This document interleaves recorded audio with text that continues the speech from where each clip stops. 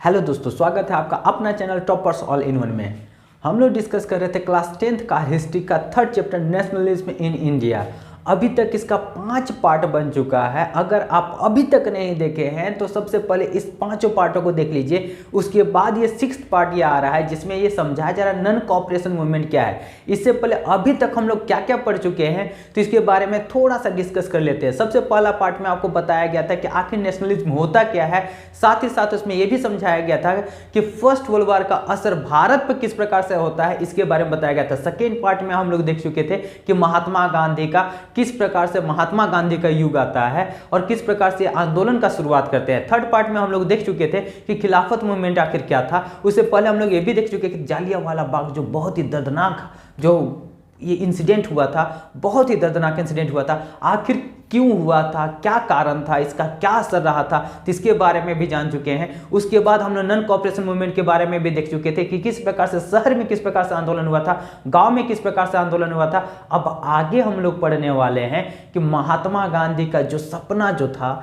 जो एक बहुत ही बड़ा मूवमेंट करना चाहते थे, एक मास मूवमेंट करना चाहते थे, तो किस प्रकार से वो आंदोलन का शुरुआत करते हैं, लोग कैसे साथ देते हैं, तो इसके बारे में बताया जा रहा था। अभी तक हम लोग पढ़ चुके हैं नॉन कोऑपरेशन मूवमेंट, जो कि बहुत ही इंपॉर्टेंट है। इससे जुड़ा हुआ आपको जरूर क्वेश्चन पूछा जाएगा, जो कि इससे जुड़ा हुआ क्वेश्चन जरूर पूछा जाएगा और हर बार पूछते आ रहा है। तो नॉन कोऑपरेशन मूवमेंट इसलिए इंपॉर्टेंट रहता है। तो इसमें हम लोग क्या देख चुके हैं, तो शहर के लोग किस प्रकार से नॉन कोऑपरेशन मूवमेंट में जुड़े थे, और उसके बाद हम लोग देखे थे कि किस प्रकार से गांव के लोग भी, जैसे अवध में अवध किसान सभा और उसी प्रकार से गडेम हिल जो आंध्र प्रदेश में है, अल्लूरी सीताराम राजू के बारे में हम लोग जान चुके थे, इसके बारे में देख चुके हैं। अब इसी का एक और पार्ट पढ़ना है जो आपके किताब में सिलेबस में दिया गया है, उसके बारे में जानने का कोशिश करते हैं कि आखिर इसमें क्या समझाया गया है, क्या बताया गया है, किस प्रकार से नॉन कोऑपरेशन मूवमेंट जो प्लांटेशन का जो टॉपिक दिया गया, प्लांटेशन तो वहां के वर्कर्स लोग किस प्रकार से महात्मा गांधी का साथ देते हैं, तो इसके बारे में हम लोग पूरे अच्छे से समझेंगे, जानने का कोशिश करेंगे। और ये नॉन कोऑपरेशन मूवमेंट का ये आखिरी टॉपिक है। तो किस प्रकार से ये महात्मा गांधी का ये जो नॉन कोऑपरेशन मूवमेंट जो था सफल हो पाया था कि सफल नहीं हो पाया था, ये सभी चीज के बारे में हम लोग डिस्कस करेंगे। और महात्मा गांधी से कहाँ चूक हो गया था, कहाँ गलती हो गया था, इसके बारे में जानेंगे। तो सभी कुछ जानेंगे। बस आप इस वीडियो को पूरा कंप्लीट देखिए और समझने का कोशिश कीजिए। अगर आप इस चैनल पर नए हैं तो सबसे पहले इस चैनल को सब्सक्राइब कीजिए और बेल आइकन को जरूर क्लिक कर दीजिए, जो कि आने वाला वीडियो सबसे पहले आप तक पहुंच सके। तो चलिए शुरू करते हैं।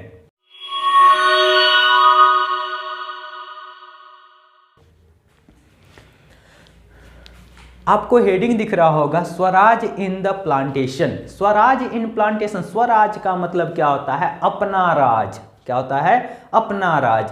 और क्या होता है, प्लांटेशन का बात किया जा रहा है। तो प्लांटेशन सीधा समझना ये है कि चाय का बागान में काम करने वाले मजदूरों के लिए बोला जा रहा है। यानी कि असम में ऐसे मजदूर जो चाय का बागान, जो चाय का खेती जो हुआ करता था, जिसमें बहुत सारे मजदूर लोग काम करते थे, हजारों मजदूर काम करते थे, तो उन लोग का स्वराज का क्या मीनिंग था, उन लोग क्या चाहते थे, उन लोग क्या सोच रखे थे, इसके बारे में देखते हैं। तो देखिए सबसे पहले क्या बताया गया है कि इसका मीनिंग क्या होता है। मतलब इन लोग जो काम करने वाले जो प्लांटेशन जो वर्कर जो थे, प्लांटेशन वर्कर यहां पर लिखा जा सकता है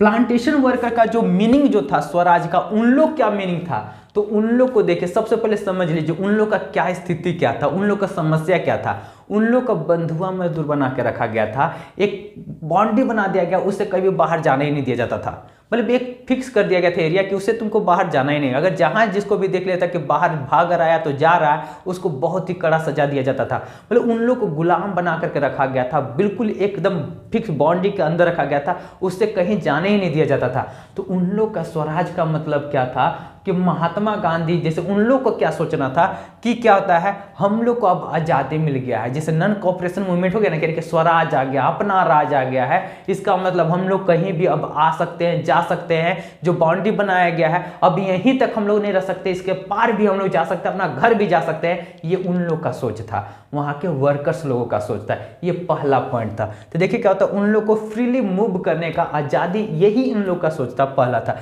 अब साथ में देखिए क्या होता है, अंग्रेज लोग उन लोगों को तो परमिशन देते ही नहीं थे, ठीक है। और ऐसा कौन सा नियम के बोल करके बोलते थे, तो देखिए क्या होता है, इनलैंड इमिग्रेशन एक्ट 1859। अब क्या होता है 1859 में इनलैंड इमिग्रेशन एक्ट बनाया गया था, कानून बनाया गया था। अब उस कानून में क्या था थोड़ा सा समझ लेते। उस कानून में ये लिखा गया था कि जो भी वर्कर्स जो प्लांटेशन में काम करते हैं तो वो कभी भी अपना जगह छोड़ करके कभी भी वहां से जा नहीं सकते हैं। किसी को भी जाने का आज़ादी वहां से मिलता ही नहीं था, उनको अनुमति किसी को नहीं मिलता था। रेयरली कभी किसी को अगर अनुमति मिल गया तो मिल गया, बहुत ही रेयर हुआ करता था, लेकिन ऐसा अनुमति नहीं मिलता था, ऐसा कानून में भी लिखा हुआ था। तो अंग्रेज लोग उसको फॉलो करते थे, वही दिखाते थे कि देखो ये कानून में लिखा हुआ, तुम यहाँ पर आ गया तो आ गया, लेकिन तुम यहाँ से जा नहीं सकता है। इस प्रकार से हम लोगों का शोषण करते थे अंग्रेज लोग, इस प्रकार से हम लोगों का शोषण करते थे। चलिए आगे देखते हैं। तो इसमें क्या होता है गांधी राज, तो लोगों का क्या कहना था कि अब तो गांधी राज आ गया, महात्मा गांधी का राज आ गया है, अब हम लोग का क्या चीज का टेंशन, हम लोग का कोई भी चीज का थोड़ी दिक्कत है। और यही बोल करके वर्कर्स लोग क्या करते हैं, हजारों वर्कर्स लोग रहते हैं, वो घर की ओर चल देते हैं। वो कुछ नहीं देखते हैं कि अब तो कोई टेंशन थोड़ी जो है, सब कोई घर की ओर चल देते हैं, हजारों का संख्या में घर की ओर चले गए थे। लेकिन अब यह सैड फेस है, तो आपको समझ में आ गया होगा कि इसका अंत किस प्रकार से हुआ था। वहाँ से तो बहुत ही खुशीपूर्वक वर्कर्स लोग गए थे कि अब हम लोग को जा रहे हैं, घर जा रहे हैं, अब गांधी राज आ गया है, अब हम लोग को कोई दिक्कत नहीं, हम लोग सभी को आज़ाद हैं, स्वराज आ चुका है, हम लोग को कोई समस्या नहीं है। लेकिन क्या होता है, वे लोग कभी भी अपना डेस्टिनेशन मतलब अपना घर कभी भी नहीं पहुंच पाते हैं, जहां उन लोग को जाना था नहीं जा पाते हैं। वो लोग चुपचाप उसी जगह खड़े रह जाते हैं। और इसके पीछे साफ कारण क्या था कि रेलवे में काम करने वाले जो भी लोग थे, चाहे चलाने वाले चाहे जो भी काम करने वाले थे, वो भी हड़ताल पर गए थे, वो भी महात्मा गांधी का नॉन कोऑपरेशन मूवमेंट का साथ दे रहे थे। साथ में स्टीमर जो बोट होता है, तो वो सब भी क्या होता है, उसमें भी काम करने वाले लोग वो सब भी हड़ताल पर थे, वो लोग भी काम पर नहीं जा रहे थे। अब सोच के देखिए, असम से अब कहाँ काम करने वाले थे, झारखंड, बिहार, यूपी, महाराष्ट्र, यहाँ के लोग काम करने वाले थे, तो वहाँ से आना था। अब ये क्या होता है, रास्ते में ही उन लोगों को पकड़ा गया, पुलिस के द्वारा पकड़ा गया और बहुत ही बेरहमी से पीटा गया। देखिए यहाँ पर साफ साफ लिखा गया है कि सब तो स्ट्राइक पर था, वो लोग क्या था चुपचाप खड़े थे या तो पैदल भी चल रहे थे, तो आसानी से पुलिस के द्वारा उन लोगों को पकड़ दिया गया। अब पकड़ा गया तो उसके बाद क्या होता है, पुलिस जो है बहुत ही बेरहमी से उन लोगों को पीटा जाता है, पीटते हैं, ठीक है, और फिर से वापस कहाँ ढकेल के ले जाया जाता है, फिर से वही प्लांटेशन में। सोच के देखिए किस प्रकार से इन लोगों का कितना दुख का बात है, जीवन भर वहीं पर क्या होता है काम करते हुए उन लोग मर जाते थे। ऐसा हम लोग के साथ शोषण होता था अंग्रेजों के साथ, अंग्रेज जो करते थे, अंग्रेज के द्वारा ऐसा किया जाता था हम लोगों के लिए। अब इसके बाद देखिए और किताब में क्या दिया हुआ है। अब देखिए अलग अलग लोगों का अलग अलग विचार था। अब यहाँ पर कांग्रेस भी अपना स्टैंड बना के नहीं रख पाया था, जो पार्टी जो था वो अपना स्टैंड नहीं बना पाया था कि आखिर वो लोग चाहते क्या हैं। कुछ लोगों का कहना था कि स्वराज होना चाहिए। अब यहाँ पर आदिवासी का थोड़ा जिक्र किया गया है। वो लोग तो महात्मा गांधी के नाम पर पूरा नारा लगाते थे और यही बोलते थे स्वतंत्र भारत, स्वराज, ठीक है, पर अपना राज होना चाहिए। इस प्रकार से क्या होता है, ये लोग आंदोलन भी करते हैं, लेकिन इन लोग का स्टैंड क्लियर नहीं था कि आखिर चाहते क्या है, जिसके कारण क्या होता है, ये जो आंदोलन जो रहता है बहुत ही अच्छा आंदोलन जो था, बहुत ही अच्छे रास्ते से चल रहा था, वो आखिरकार क्या होता है, ये थोड़ा सा यहाँ पर विराम लग जाता है। तो ये इस प्रकार से नॉन कोऑपरेशन मूवमेंट था। नॉन कोऑपरेशन मूवमेंट क्या होता है, 1 साल तक तो बहुत ही अच्छा चल रहा था, लेकिन जब महात्मा गांधी, देखिए याद कीजिए महात्मा गांधी क्या बोले थे कि अगर हम लोग 1 से 2 साल तक क्या करते हैं, इन लोगों का बिल्कुल भी साथ नहीं देंगे, मात्र 1 साल नहीं साथ देंगे तो ये लोग छोड़ के चले जाएंगे। अब देखिए 1 साल होने चला था, महात्मा गांधी को भी लग रहा था कि अब 1 साल हो चुका है, अब इसका रिजल्ट अभी तक हम लोगों को नहीं मिल पाया है जो गांधी जी बोल रहे थे। अब लोग भी बस बेसब्री से इंतजार कर रहे थे कि गांधी जी बोले हैं 1 साल में सब ठीक हो जाएगा, हम लोग आज़ाद हो जाएंगे। अब रिजल्ट जब नहीं मिल रहा था तो कुछ कुछ समस्या आना शुरू हो गया था। तब देखिए आखिर क्या होता है कि चौरी चौरा जो यूपी में एक क्या है डिस्ट्रिक्ट है, तो वहाँ पर पुलिस थाना हुआ करता था। जब लोग देखते हैं क्या होता है, एक बार ऐसा घटना घट जाता है, कुछ ऐसा घटना घट जाता है कि अंग्रेज लोगों के द्वारा यहाँ के लोगों को बहुत ही बेरहमी से पीटा जाता है, तो ये सब यहाँ के लोग बर्दाश्त नहीं कर पाते हैं। अब सब कोई महात्मा गांधी तो नहीं न हो सकते हैं, किसी किसी के क्या होता है, किसी किसी के क्या, बहुत सारे लोगों के बीच मन में क्या होता है, वही भगत सिंह वाला भी खून था, आज़ाद वाला भी खून था, जो क्या होता है, ये अहिंसा और ये सब रास्ते पर नहीं चल पाते थे, उन लोगों का मन में भी क्या था कि वही खून दौड़ रहा था। अब जब ऐसा देखते हैं कि अंग्रेज लोग के द्वारा, सैनिकों के द्वारा जब यहाँ के लोगों को मारा जाता है, सताया जाता है, तो यहाँ के लोग बर्दाश्त नहीं कर पाते हैं। और आखिरकार ऐसा होता है, चौरी चौरा जो यूपी का एक जिला है, वहाँ पर क्या होता है, रात का समय था और वहाँ पर पुलिस स्टेशन हुआ करता था। वहाँ पर लोग जो थे जाते हैं और पुलिस स्टेशन में ही आग लगा देते हैं। और ये क्या होता है, ये फरवरी का घटना था, 1922 का घटना था। 1922 फरवरी 1922 का घटना था, जिसमें कि 22 पुलिस लोग जिंदा जल करके मर गए थे। ऐसा गुस्सा था यहाँ के लोगों में, ठीक है। तो क्या होता, 22 पुलिस लोग मारे गए थे। जिसके बाद क्या होता, महात्मा गांधी क्या बोलते हैं कि क्या होता है, यहाँ पर हिंसा हमको बिल्कुल भी प्रिय नहीं है, हमको हिंसा बिल्कुल भी अच्छा नहीं लगता है।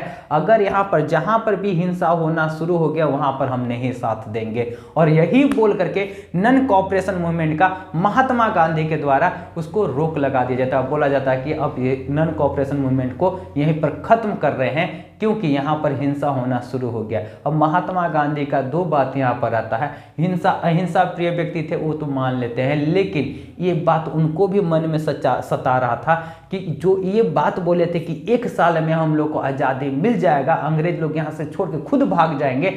अब वो क्या होता है, रिजल्ट वैसा देखने को मिल नहीं रहा था। तो महात्मा गांधी को भी तो साइड होना था, थोड़ा सा साइड होना था, तो कुछ बहाना तो चाहिए था। तो यही बहाना मिल गया था कि नहीं, 1922 में जो क्या होता है, जो घटना हो गया था, तो यही बात बोल करके कि महात्मा गांधी ये बात बोलते हैं कि नहीं, ये हम लोगों को क्या करता है, हिंसा जब इसमें आ गया, लड़ाई झगड़ा होना शुरू हो गया, वहाँ पर जहाँ भी लड़ाई झगड़ा होगा वहाँ पर हम नहीं रहेंगे। महात्मा गांधी का ऐसा कहना था और ये बात बोल करके नन कॉपरेशन मूवमेंट का यहीं पर खत्म कर दिया जाता है। तो इस प्रकार से नन कॉपरेशन मूवमेंट या असहयोग आंदोलन का समाप्ति होता है। तो यहाँ पर हम लोग इस प्रकार से बहुत ही अच्छे से देख चुके हैं नन कॉपरेशन मूवमेंट आखिर क्या था, कैसे शुरुआत हुआ, खिलाफत मूवमेंट कैसे मर्ज हुआ, इसके बारे में हम लोग अच्छे से समझ चुके हैं। आशा करते हैं कि आपको भी बहुत ही अच्छे से समझ में आया होगा। अगर आपको अच्छे से समझ में आ रहा है तो जरूर इस वीडियो को लाइक कीजिए, साथ में कमेंट बॉक्स में भी कमेंट कीजिए कि आपको कैसा लग रहा है, ये सेशन कैसा लग रहा है, उसको जरूर लिखिए। क्या सुधार होना चाहिए ये भी आप जरूर लिखिए। अगर अच्छा लग रहा है तो वो भी आप जरूर लिखिए और अपने दोस्तों के साथ शेयर भी कीजिए। अगर आप इस चैनल पर नए हैं तो सबसे पहले चैनल को सब्सक्राइब कीजिए, साथ ही बेल आइकन को भी दबाइए, जिससे आने वाला वीडियो सबसे पहले आप तक पहुंच सके। तो यहाँ तक हम लोग समझ चुके कि नन कॉपरेशन मूवमेंट आखिर क्या था, इसके बारे में जान चुके। अब आगे हम लोग पढ़ने वाले हैं civil disobedient movement. Civil disobedient movement जो था ये 1931-32 में स्टार्ट हुआ, 1931 में स्टार्ट हुआ। तब तक ये देखिए 22 का बात है, 1931 का, जो कि अगले वीडियो में बताया जाएगा। लेकिन 1922 से लेकर 1931 तक के बीच में महात्मा गांधी ऐसा क्या किए जो उनका इसके बाद डायरेक्ट जो आंदोलन को भी स्टार्ट हुआ था, तो सिविल डिसोबीडिएंट मूवमेंट, सविनय अवज्ञा आंदोलन, ये क्या था तो उस अगले वीडियो में समझेंगे। लेकिन इस बीच में महात्मा गांधी क्या किए इसके बारे में जान लेते हैं। आपका किताब में इसके बारे में जिक्र नहीं किया गया है, लेकिन बस थोड़ा सा आपका जनरल नॉलेज के लिए, अलग से जानकारी के लिए आपको बताया जा रहा है। देखिए 1922 के बाद क्या होता है, भारत में ही नहीं बल्कि पूरी दुनिया में क्या होता है, मंदी छाया हुआ रहता है। साथ ही साथ क्या होता है, भारत में क्या होता है, एक बहुत ही भयानक बीमारी आ गया था, जो कि कोरोना से भी ज़्यादा खतरनाक बीमारी था। उस समय हैजा फैला हुआ था। अब हैजा जब फैला हुआ था तो लोग क्या करते, बहुत ही तड़प तड़प के लोग मर रहे थे। जिसमें इसमें क्या है, कोरोना में क्या होता है, थोड़ा सा ये उसके अपेक्षा अगर तुलना किया जाए तो थोड़ा कमजोरी है कोरोना। जिसमें क्या होता है, उसमें क्या होता है, लोगों को क्या होता है, बहुत ही दर्दनाक मौत होता था। तो महात्मा गांधी लगातार 6 से 8 वर्षों तक, 6 वर्षों तक क्या करते हैं, जगह जगह पर जाते हैं और लोगों का मदद करते हैं। ये भी क्या होता है, फैलने वाली बीमारी था। उस समय क्या होता, पूरा पैंडेमिक मतलब क्या होता, पूरे भारत में फैला हुआ था। लोग क्या कर रहे थे, बहुत ही तड़प तड़प के मर रहे थे। लोगों के पास दवा नहीं था, इलाज का साधन नहीं था। तो महात्मा गांधी वो लोग के पास जाते हैं और सभी का मदद करते हैं। और ऐसा 6 वर्षों तक किया जाता है, 6 से 8 वर्षों तक किया जाता है। उसके बाद फिर से ये कहाँ पर आते हैं, राजनीति में आते हैं, पॉलिटिक्स में। क्या होता है, ये देश का आज़ादी के लिए आते हैं। 6 वर्षों तक ये थोड़ा न्यूट्रल हो गए थे, क्योंकि ये बहुत ही बड़ा आंदोलन था। इनसे बहुत ही अपेक्षा ज़्यादा किया गया था, लोगों का बहुत ही ज़्यादा अपेक्षा हो गया था कि नहीं इस बार महात्मा गांधी जो करते हो तो ठान लेते हो तो कर ही देते हैं। लेकिन इस बार सफल नहीं हो पाए थे। बाकी सभी आंदोलन सफल हो पाया था, लेकिन जो पहला जो आंदोलन, जो बहुत ही बड़ा आंदोलन किया गया था, वो इनका विफलता यानी कि फेल्योर हो गया था, फेल हो गया था। इसमें जो सफलता जो चाह रहे थे वो नहीं मिल पाता है, जिसके कारण क्या होता है, महात्मा गांधी को भी थोड़ा ठेस लगता है और लोगों को भी ठेस लगता है, जिसके कारण थोड़ा सा टाइम लेते हैं सोचने के लिए, विचारने के लिए थोड़ा टाइम लेते हैं। और उस बीच जो रहता है, जो फैला हुआ बीमारी था, उसमें लोगों का मदद भी करते हैं। उसके बाद नए जज्बा के साथ, नए पूरा ताकत के साथ एक बार फिर से महात्मा गांधी आते हैं और एक नया आंदोलन शुरू करते हैं, जिसके बारे में अगले वीडियो में हम लोग जानेंगे, सिविल डिसोबीडियंस मूवमेंट। तो आखिर उसमें क्या होता है जानेंगे, समझेंगे। तब तक के लिए मिलते हैं अगले वीडियो में। Bye bye.